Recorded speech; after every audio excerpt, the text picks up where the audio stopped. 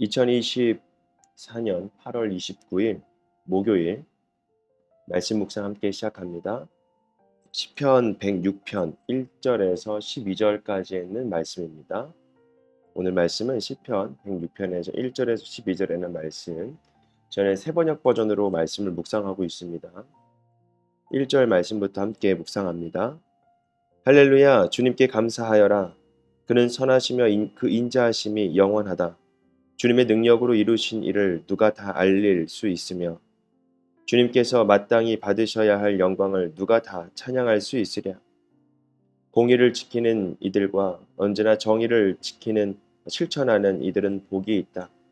주님의 백성에게 은혜를 베푸실 때에 나를 기억하여 주십시오. 그들을 구원하실 때에 나를 기억하여 주십시오. 주님께서 택하신 백성의 번영을 보게 해주시며 주님 나라의 넘치는 기쁨을 함께 누리게 해주시며 주님의 기업을 자랑하게 해주십시오. 우리도 우리 조상처럼 죄를 지었으며 나쁜 길을 걸으며 악행을 저질렀습니다. 우리의 조상이 이집트에 있을 때에 주님께서 일으키신 큰 기적들을 깨닫지 못하고 주님의 그 많은 사랑을 기억하지도 못한 채로 바다 곧 홍해에서 주님을 거역하였습니다.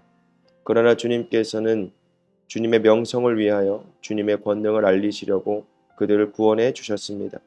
주님께서 홍해를 꾸짖어 바다를 말리시고 그들로 깊은 바다를 광야처럼 지나가게 하셨습니다. 미워하는 자들의 손에서 그들을 건져내시고 원수의 손에서 그들을 속량해 주셨습니다.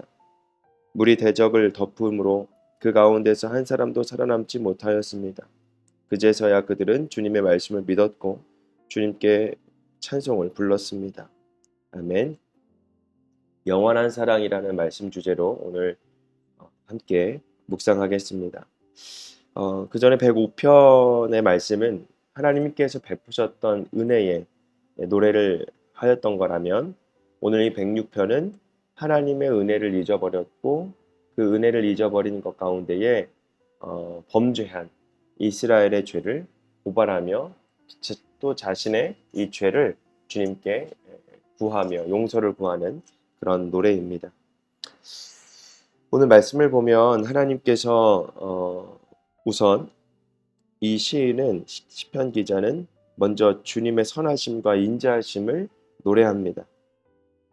세상에 그 누구도 그의 능력을 다 전하지 못하고 그의 영광을 다 찬송할 수 없음을 고백하며 늘 주님의 백성이 공의와 그 정의를 실천하기를 기대하시면서 베푸시는 하나님의 그 사랑에 대해서 노래하고 있습니다.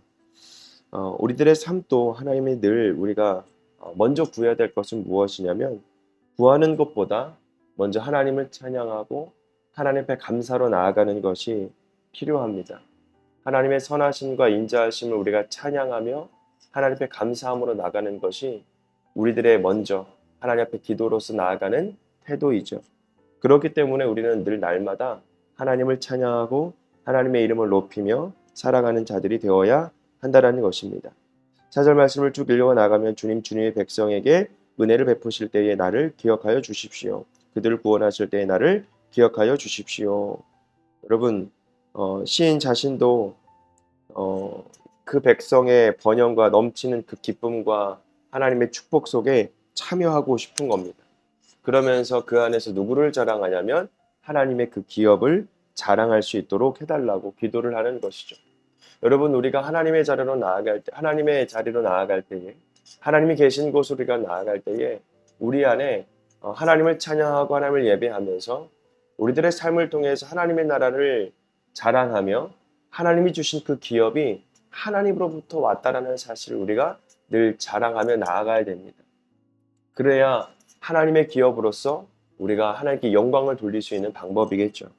그러나 우리의 모습을 한번 되돌아보면 우리가 지금 가지고 있는 그런 기업들 또 아니면 우리들 안에 있는 하나님의 나라, 내 안에 있는 하나님의 기업, 하나님의 약속하신 그 말씀, 모든 것들이 우리 안에서 밖으로 나와야 되는데 나오지 못하는 것은 무엇이냐면 하나님으로부터 받지 못했다라고 생각하기 때문입니다.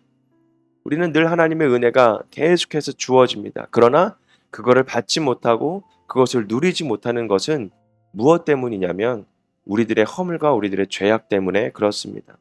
그렇기 때문에 우리는 날마다 하나님 앞에 구하는 것이죠. 무엇을요? 하나님 앞에 기도로 회개하며 주님의 은혜를 구하는 것입니다. 그리고 오늘 이 시편 기자처럼 인정을 하는 겁니다.